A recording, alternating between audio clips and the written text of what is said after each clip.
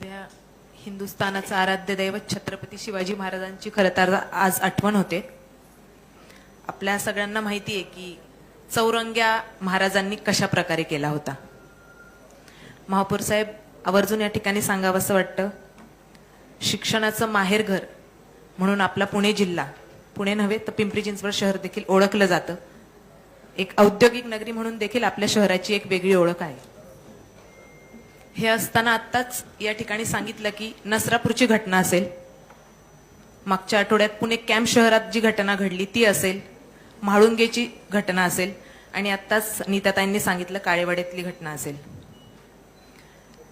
आज कुठली मुलगी या ठिकाणी सुरक्षित आहे हा प्रश्न आहे. कारण की मागच्या सर्वसाधारण सभेमध्ये आम्ही ज्या गोष्टीसाठी, आरक्षणासाठी भांडत होतो आणि आज तीच महिला आमच्या हक्कासाठी पुन्हा एकदा भांडतीये. कारण भय इथले संपले नाही. जरी आज आपण या ठिकाणी आम्ही बसलो असलो सभागृहात, तरी बाहेर वय वर्ष 3 पासून ते वय वर्ष 65 पर्यंतची महिला आज सुरक्षित नाही. आणि म्हणून आत्ताच या ठिकाणी सांगितल्याप्रमाणे शक्ती कायदा तर आलाच पाहिजे, पण आपण शालेय विद्यार्थिनींना गुड टच, बॅड टच, मला वाटतं हे धडे देतो.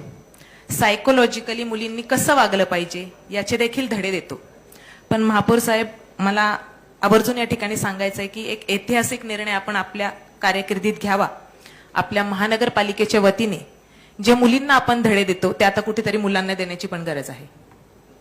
मुलींनी काय केलं पाहिजे आणि काय नाही केलं पाहिजे हे सारखेच धडे आपण मुलांना देखील दिले पाहिजे.